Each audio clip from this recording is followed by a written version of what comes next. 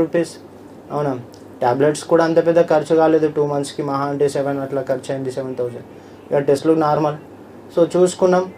యాక్చువల్గా చెప్పాలంటే ఆమెకు రెగ్యులర్ పీరియడ్. మళ్ళీ నేను స్పెషల్గా చేసింది ఏంటంటే సార్ యూట్యూబ్లో ఒకటి పెట్టారు, 14 days ఒకటి ఫార్ములా, మ్యాజిక్ ఫార్ములా, ఎట్లా అది మనం ఎగ్ క్వాలిటీ ఎట్లా తీసుకోవాలా, -14 ఎట్లా వేయాలా.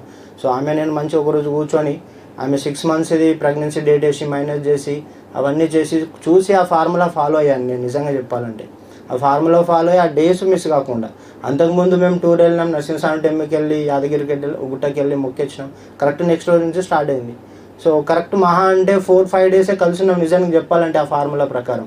ఇక దేవుడి దయ వల్ల సడన్గా 1 week 10 days అయిపోతుంది, డేట్ వస్తలేదు. సరే మరి ఒకసారి టెస్ట్ చూసుకున్నా అంటే ఎర్లీ మార్నింగ్ 2 days నాకు చెప్పింది కిట్ తీసుకొని. నేను 2 days నెగ్లిజెన్స్ చేసిన.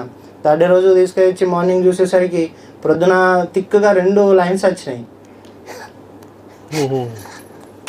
2 గీతలు, 2 lines వచ్చినాయి. ఏనాటి నుంచో ఎదురు చూస్తున్న 2 లైన్లు.